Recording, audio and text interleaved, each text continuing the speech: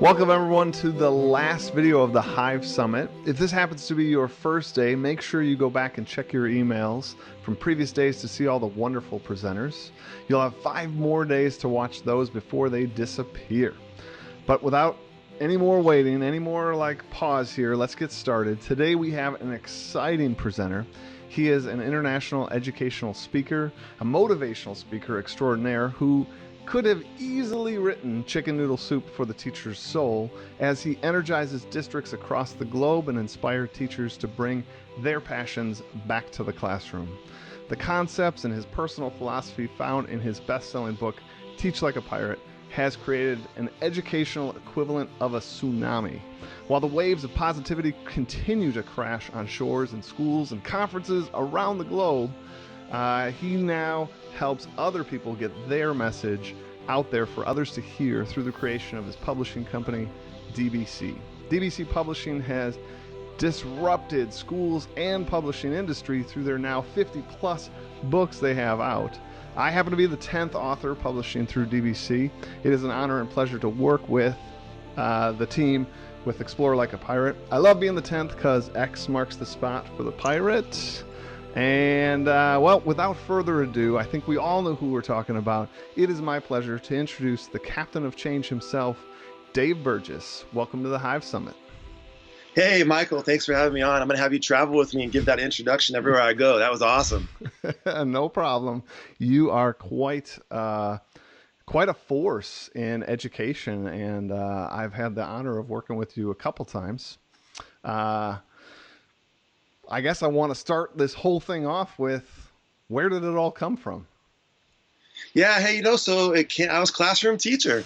And one day my department chair came to me and said, we had lunch. He's a friend of mine. And he said, hey, I just got put on the professional development committee for the district. And I thought to myself, how cool would it be if you put together a workshop based on some of that crazy stuff that you're doing down in your room that nobody understands? But then he paused and he said, but I don't think you can, because I think that your success in the classroom is just kind of you. I think it's personality driven. I don't think it's something you can teach to other people. And he kind of moved on. I took that as a challenge. I'm like, hey, sign me up to do one of those workshops. I'll do a workshop.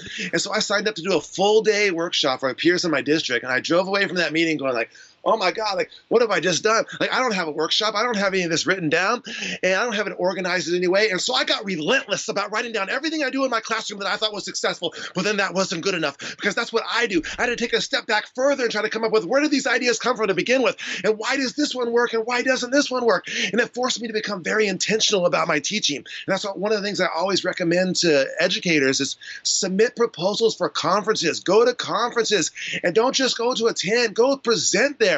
Whether it's in your district, whether it's at the state level, national level, become a presenter. Because when you do that, when you're forced to sit down and say okay, what is it that I'm good enough at to present on? What is it that makes me different and unique as a teacher? That makes you be very intentional. And then when you have to deliver that message to your peers, it really forces you to be reflective about your teaching and your practice. And that was kind of a game changer for me. Presenting that first time, Teach Like a Pirate, it made me go through everything I do and be very reflective. And so I always encourage people to start to become presenters. And but see, here's the thing. I came up with this workshop. I came up with all these things. Every time I trace back to my ideas, it always came back to the same thing, Michael. It was a question. It was the kind of question I was asking about my lessons that maybe other people weren't asking. I began to compile those questions. And that became the centerpiece of what I did that summer for my peers. But I wanted to have some sort of theme. I wanted to have a way to model and demonstrate what I do in my classroom in the seminar. If you think about it, it's actually a lot of pressure. If you write up a workshop description that says that you're going to teach teachers how to create a wildly and outrageously engaging classroom that has kids knocking down the walls to get in, you better have a pretty damn good workshop. Yeah, you can't just run a normal workshop then. You can't have a normal workshop, right? If you're going to bill yourself as the engagement guy, you better be pretty engaging. And so pirates appeal to me, because pirates are unconventional. They're willing to reject the status quo. They're willing to sail into uncharted waters with no guarantee of success. They're risk takers, rebels, mavericks. And so I wanted to embrace that spirit of being a pirate. Well, pirates are also known for having hooks. And this was all about how you could hook students and draw them into your classroom almost magically or magnetically. And then since I'm abnormally obsessed with acronyms, I immediately turned the page sideways, wrote PIRATE down the page, and tried to generate an acronym. I still have the original notebook that I used to generate brainstorm the different things for the letters. And so that's where it all started, that workshop that summer, and right in front of my peers. And then I began to go anywhere in the world where anyone will listen to me to talk about these ideas. No, I mean, you mentioned like the refinement and the reflective nature when one sits down to run even a 1 hour session, let alone a whole day workshop or 3 hour workshop. It is such a powerful thing to do. And I just got to say, I totally agree with Dave. So anybody out there that's thinking about putting out their ideas there, at a state conference, a local conference, or even just saying that you want to help facilitate and lead an ed camp session on a particular topic, it is such a good practice to sit there and think through what is it you do and what is it that you're trying to share with others so that they can do something similar and put their own unique spin on it. But what's that core idea that you're trying to sort of send to that next person? Yeah, and a lot of people, they're held back with the idea that they think that what they do is not that special. And in almost every case, that's not true. There's something that you do that's different, that's unique, that's like your secret sauce, your secret recipe that engages kids, that empowers kids. And so sharing that and being willing and open to sharing that is a powerful thing. Yeah, I mean, like when we think back to our own education, I can't really say that any of my teachers were exactly alike. Yet they were all doing the exact same thing, right? They were sharing some bit of content and teaching us some bit of skills and then assessing us on those. None of them were the same. Some were more relational, some had cute little tricks, some had fun games, some had simulations, some had like different rules about dropping this quiz or that, but like they were all unique. They had all their own solutions. And I'm sure those solutions were gathered up, through their professional networks, but it culminated into them in a unique way. Like they are their unique teaching self. And I think that's one of the big parts of the Teach Like a Pirate philosophy, is that what is unique about you, your particular strengths and talents, your voice that you add to your classroom is what makes you most powerful and effective with students. And so learning how to tap into that in your personal passions and to bring them into the classroom is a big part of what we do. So, I mean, you have this idea, Teach Like a Pirate, that sort of somebody else almost like pushed you towards doing it with this PD story you just gave us. I happen to know you pre that book. Now, probably post that workshop that you ran in your district, but definitely pre your book coming out. Because Dave, before becoming this presenter extraordinaire across the world, you were a social studies teacher. And that happens to be what I am. And we had bumped into each other several times at the national conference. And you were just as dynamic back then as you are today, sharing just a wonderful message that I think later turned into your book, right? Yeah, absolutely. So this is, I mean, like I just submitted conference proposals everywhere. I wanted to get in front of people with this message, and nobody knew who I was at this point, right? I just submitted conference proposals all over the nation. And if any conference said, yeah, you can come do your pirate thing here, I got a plane ticket. I bought a conference registration. I got a hotel room. And I mean, as you know, a lot of these, it's quite expensive to attend these conferences. So I mean, I was spending all kinds of my own money just to try to get in front of audiences, just to get in front of people. Mm-hmm. And so no one knew who I was. I was just a crazy guy walking around these conferences dressed like a pirate. And I mean, I wrote up my session description to make it sound like you were going to Disneyland. You go to a lot of these conferences and you read through the program, it sounds like you're going to the dentist office to be drilled, right? Like mine sound like you were going to Disneyland. And I would walk around, and I recruited people into my room. I would walk through the lobby of the hotel. I walked through the registration table area. I walked through the breakfast areas. And I would just introduce myself and tell email them and invite them to my session. I would go through past people in the hallway that were reading their programs and say, like, hey, I hear there's going to be a pirate room 18 at 10 o'clock. And I put it on social media and tried to drive people to the room that way. I didn't even have a computer. I just had a big giant foam board. If you remember, Michael, there was no computer at all. It was with marker pens on a foam board. I wrote the #1 top secret way to become a better lover, and I just propped it up at the front of the seminar room, right? And then I stood out basically in the hallway with like pirate music going like a carnival caller. I would draw people in like, hey, you don't want to go to this session. This one's going to be better. Come on over here. Hey, read the sign. You need this stuff. Come on in here, right? And in the early years of this, I mean, I laugh at it now, but in the early years of it, because I would just be in like a regular session room. In the early years, I mean, these places would just be packed. They'd be lining on the walls, sitting on the floors, in the aisles. And I mean, I tell people that we broke fire code after fire code, jamming people in these rooms in the early years. So I was just doing these like sessions at conferences, and that's where it started, and it just kind of started to build and grow from there. But I just couldn't wait to get in front of people and talk about this stuff. So I was going everywhere I could. Well, that's it, right? When you have a message, when you have something that you so are passionate about, and you've seen the change in your students, you've seen the change in your own profession, and how much you love coming in each day and thinking how best to make today for your students, you just can't help but kind of have this infectious, like, I got to share this. I got to spread this message out. And I mean, I can definitely say that part resonates with me strongly. Like, I just can't wait to always share my message, and I know you're the same. And yeah. I do remember, I think it was Houston was our first time me seeing you. And like you said, pre-book, but yet the room was just jam-packed, because the rest of a lot of the other history presentations you can go see are very similar from conference to conference to conference. And then this one stood out, and like Dave says, tons of fire codes broken. I mean, like there wasn't even room in the aisle. Like when you tried to do some of your magic tricks, you were like tripping over some people.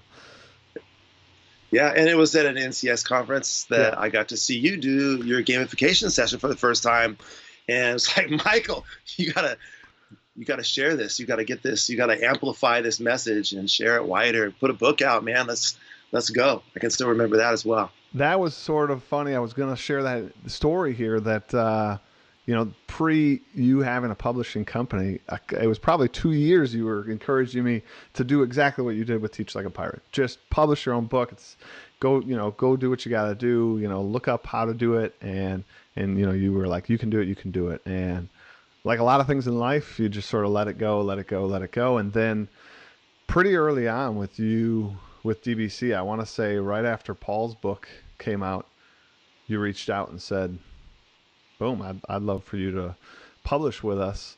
And I mean, it took me a while to write it. I didn't have anything set yet, so starting from scratch, but putting that book together, putting Explore Like a Pirate together, and putting it out through you guys and getting that book to be number 10 was, I don't know, it's a highlight of my career, and I won't forget it. And it's like you said, it helped me amplify that message. I now speak coast to coast as well, and it's just an honor and pleasure to share the power of that book, that message, and sort of finding the joy in teaching again for other teachers. Yeah, we were so excited for you to pull that together and to share it. And that's so that's one of the things that sometimes people misunderstand about Teach Like a Pirate, is they think that it's one way of teaching or one way of doing something. And in the book, I wrote about Bruce Lee. Bruce Lee is probably the most famous martial artist in the world. And people know him from his movies, but people don't know that much about his deeper philosophy. He was an unbelievably deep thinker.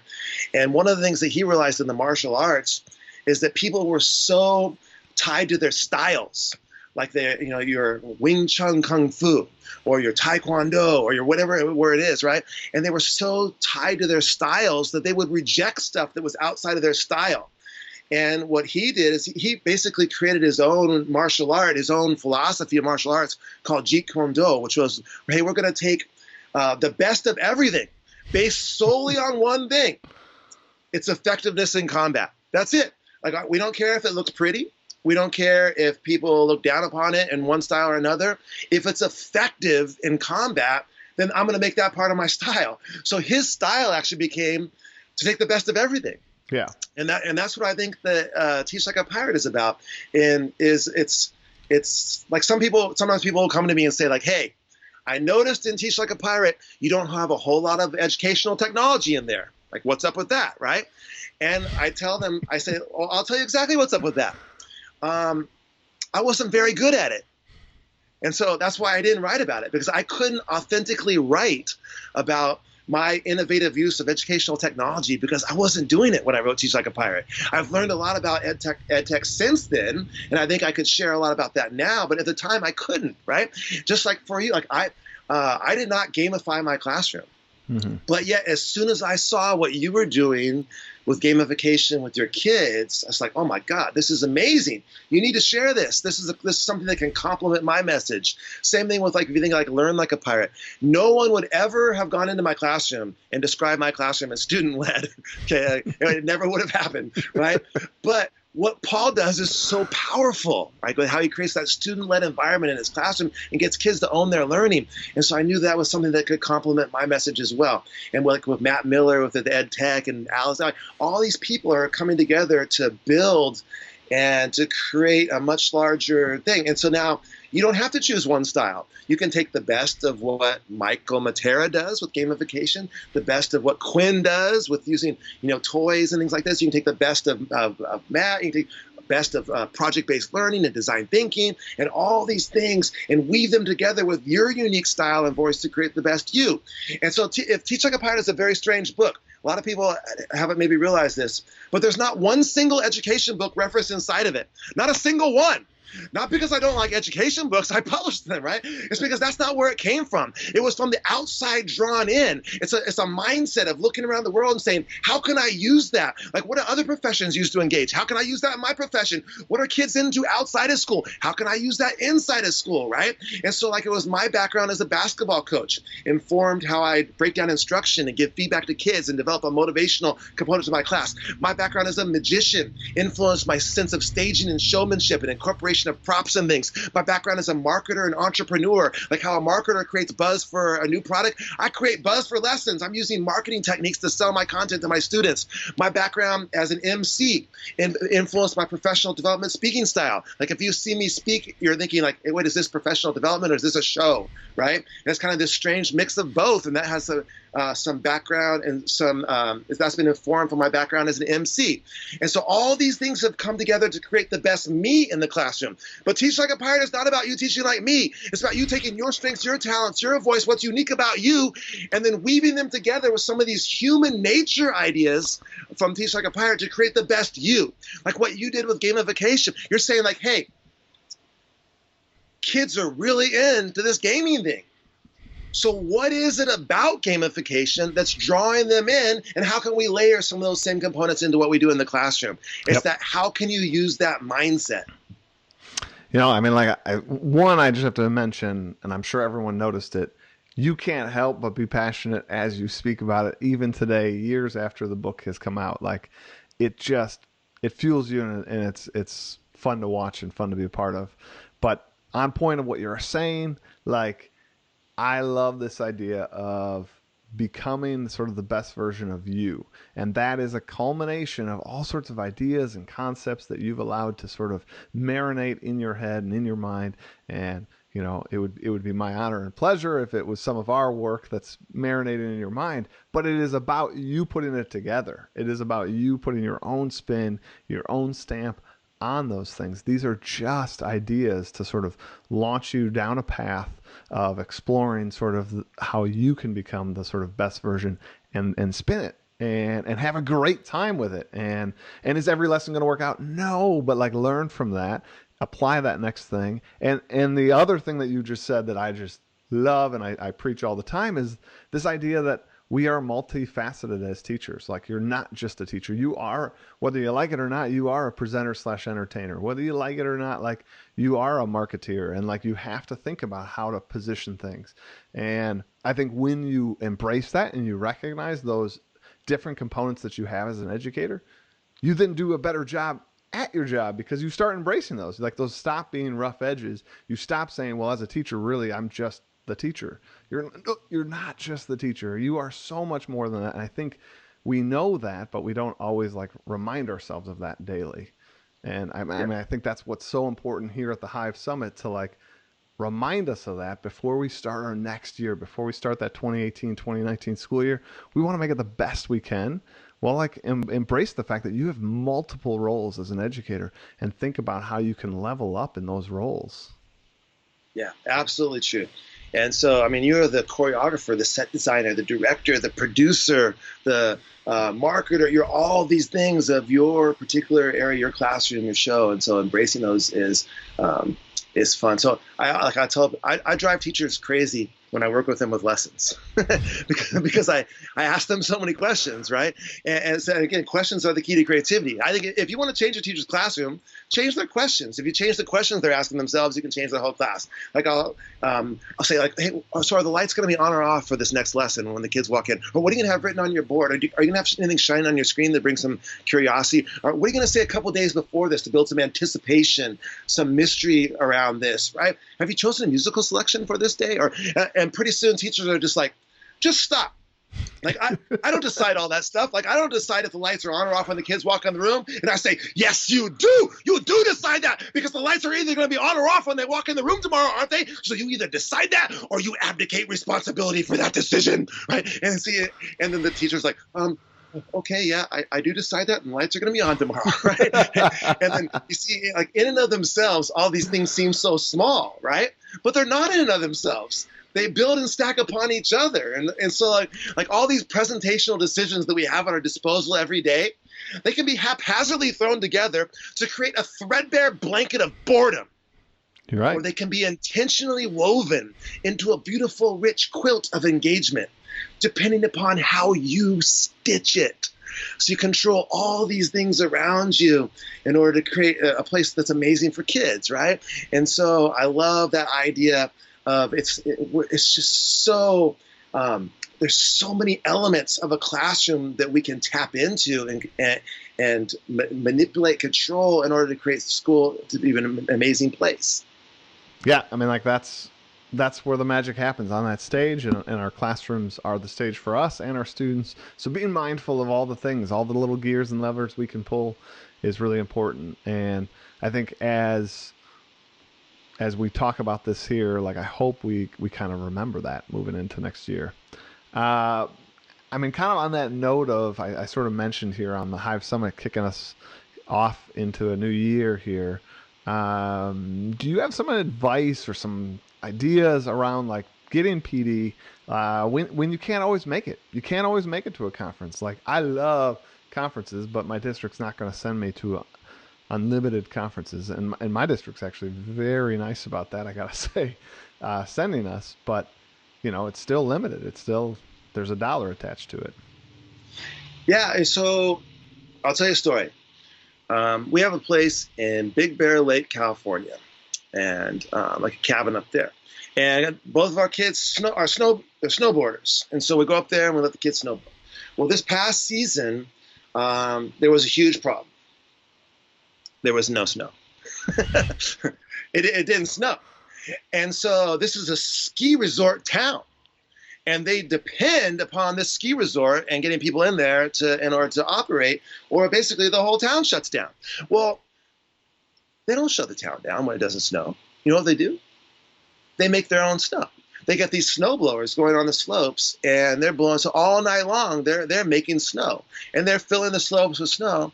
And the next day, they open up, and you go skiing or snowboarding.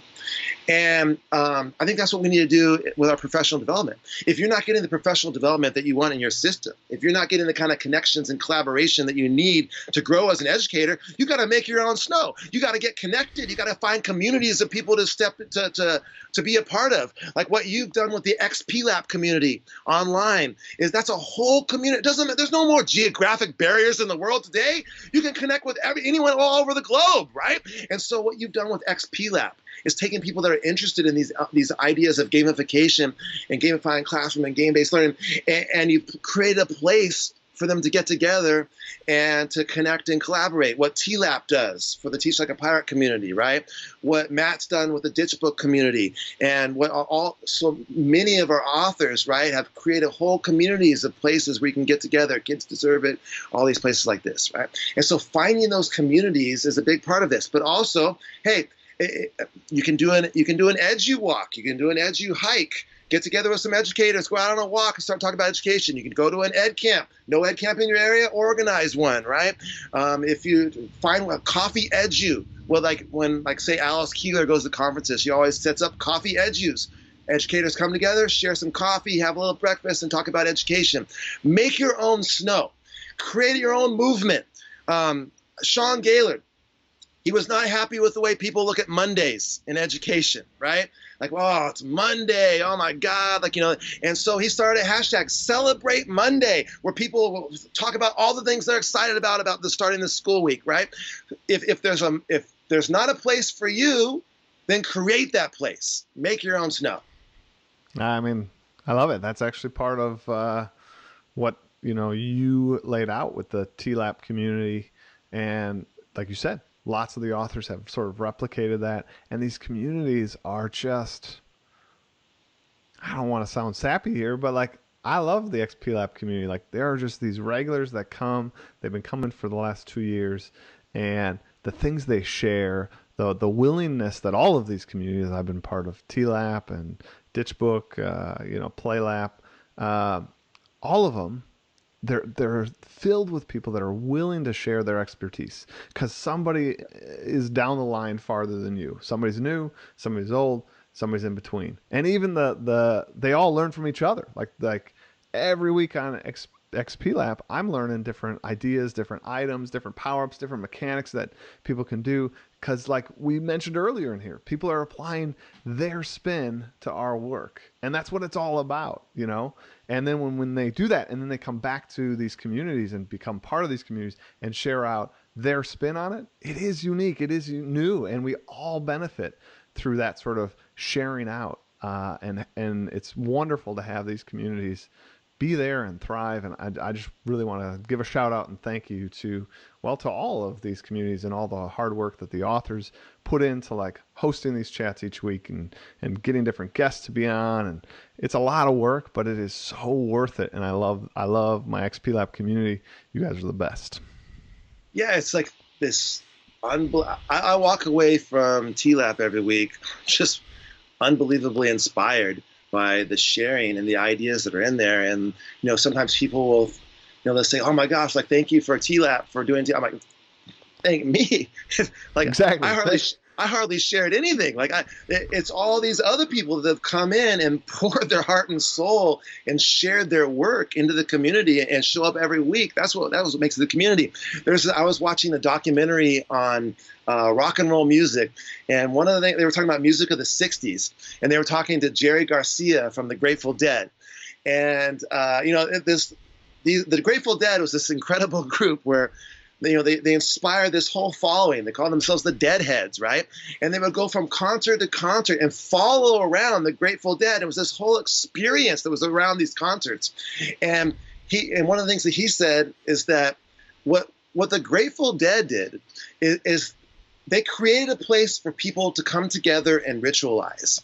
They created a place for people who were like-minded, a place where people, like, maybe they kind of felt like outsiders in their life, where they could all come together and go, oh, there's other people like me.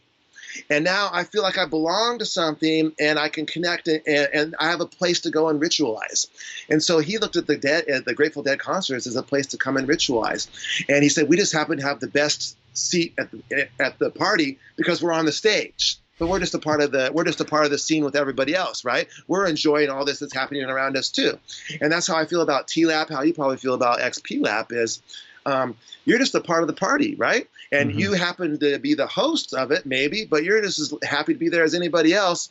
And it's this place that people come together and to ritualize together. And so the community building is just this huge part of what we do. Yeah, there's just so many ways to get good PD now. You mentioned ed camps. We got these online communities. We have things like the Hive Summit here, and I'll give a nod to, like, later in the year, there's going to be Ditch Summit through Matt Miller. Check that out. There's just lots of great ways to get professional development. So, take it. Take that step. Be intentional with your time and budget in there some of these things. Not to mention, lots of people have podcasts you can listen to. So that's a great way in the car.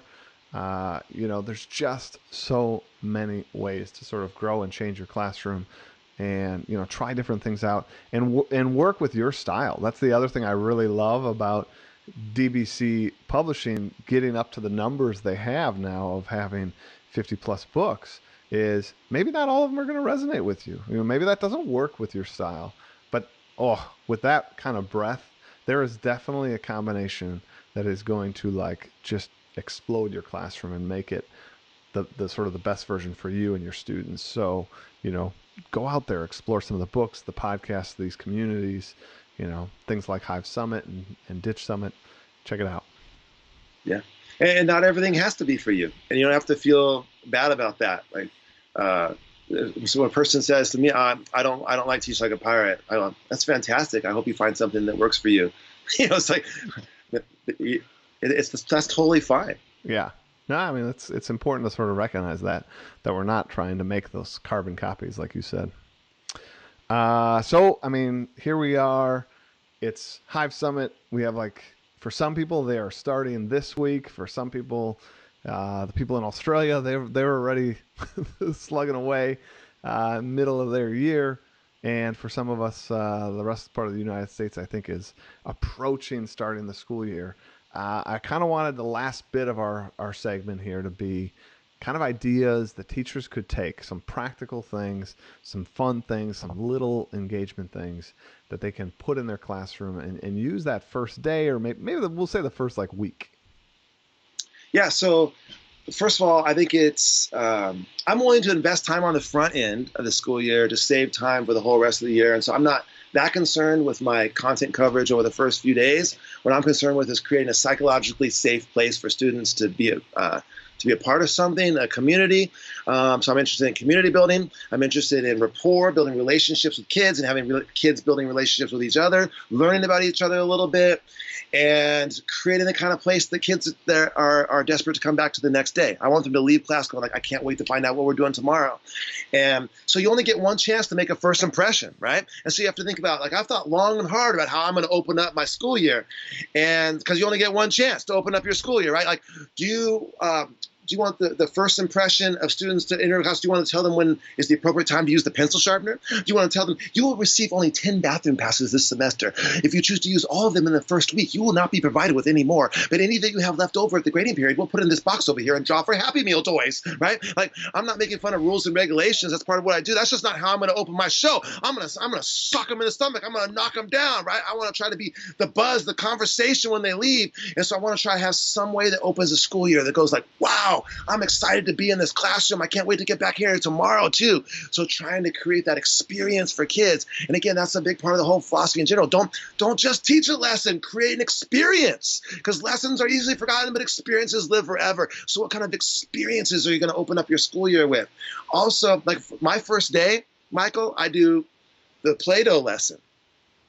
And kids create something out of the Play-Doh that's somehow representative of themselves, and then they get a chance to share it with the class. We get to learn their name. We get to learn a little bit about them. And now I've talked about this lesson in my book, but I'll go a little deeper on a few things with it.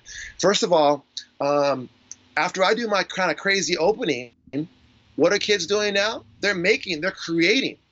And that's a big part of what I think we need to be moving towards is I want there to be a creative component, some sort of making component to as many classes as I possibly can. It used to be that the gatekeeper in the world was information. Who's got information? Who doesn't have information? Now we all have all the information.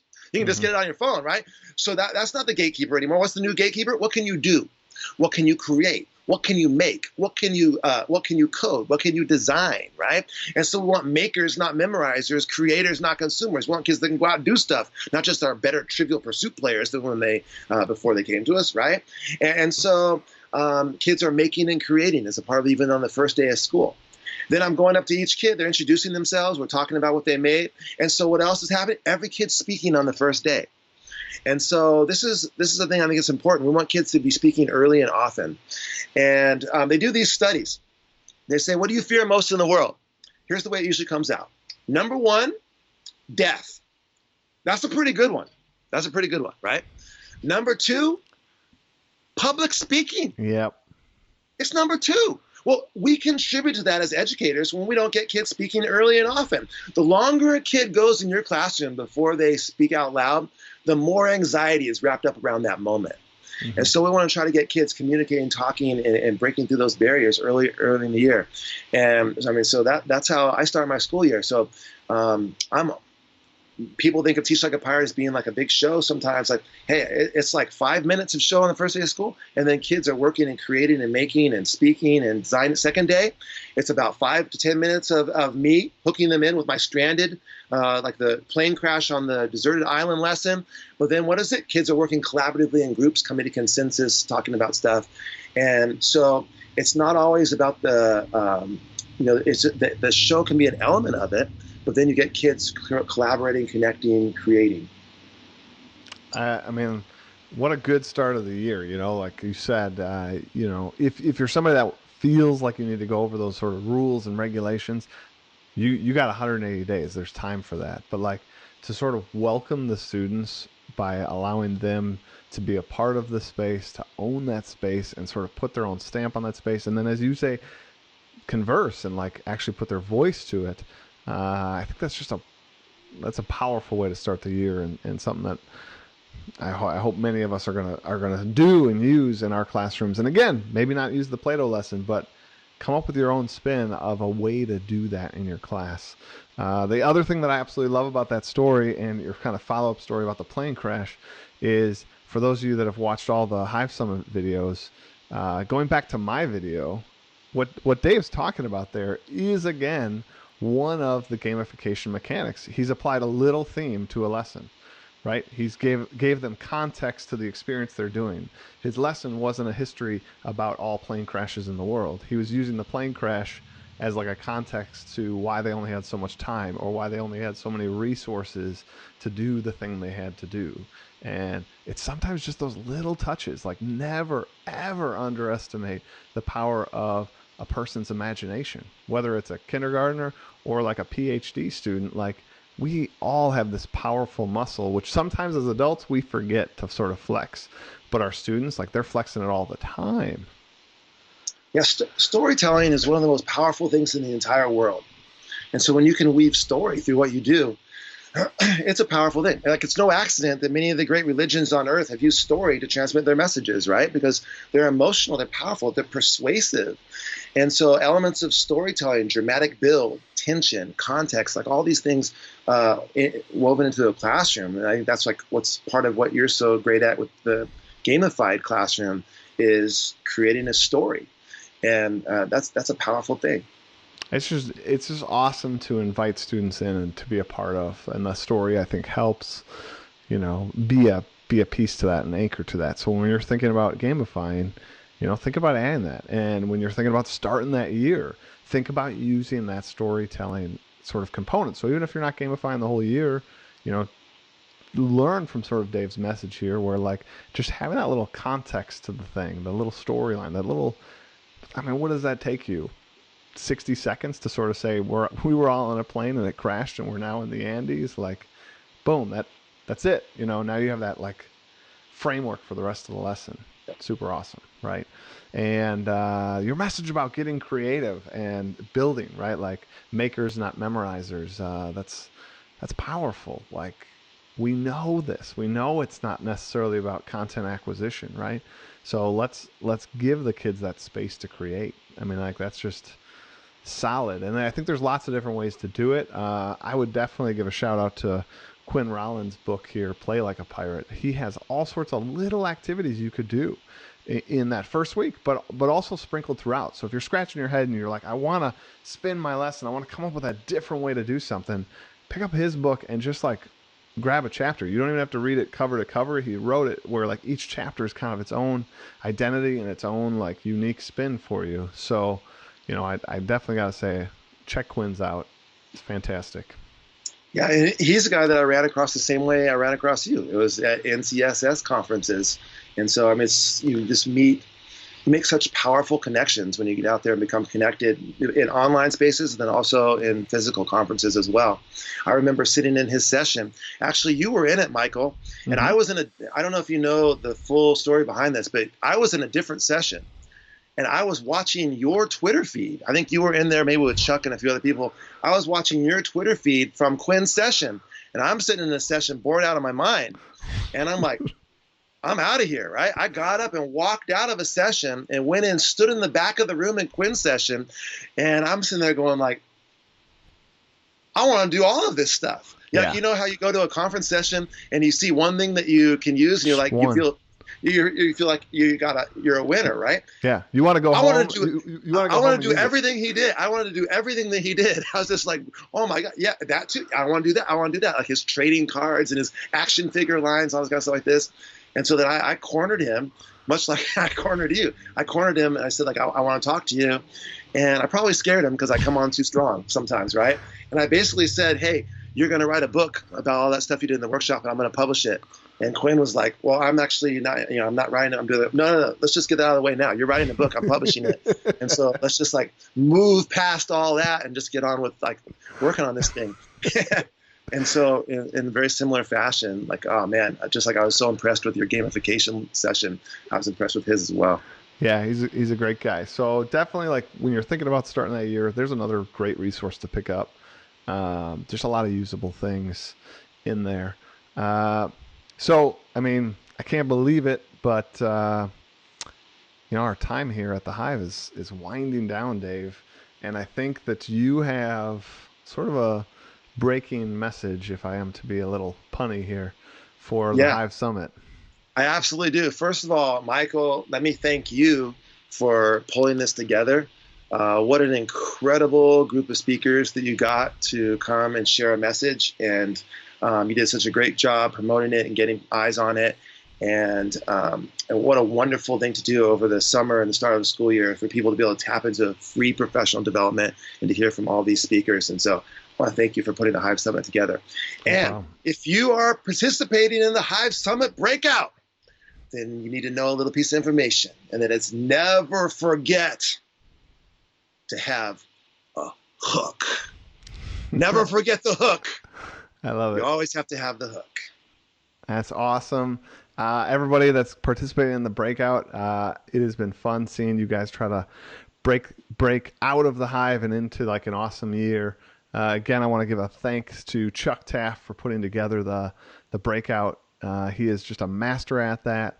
And I think he is sort of secretly our 10th presenter here, because anybody that has participated in this breakout, you just have so many usable ideas, like Dave just said about Quinn. Like he built into this thing so many awesome things. So just a shout out to Chuck Taft, amazing educator.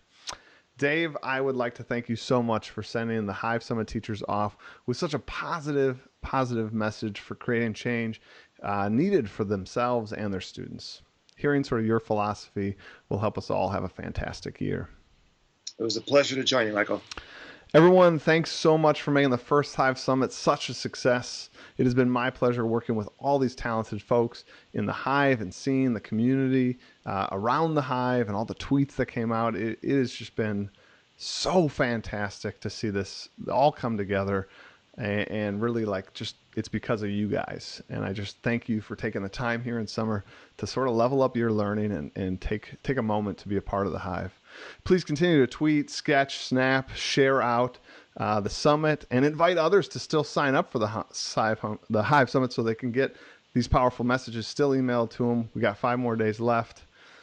Also, be on the lookout for more things coming your way, as I am dedicated to bringing you some powerful PD and valuable ideas, being on that mailing list. So I want you to find joy in the journey, and I'm dedicated to sort of bringing you those ideas throughout the year. One last time here on the Hive Summit, let's make sure to be mindful, to be awesome, and to always be in motion applying these new ideas. Take care, everybody.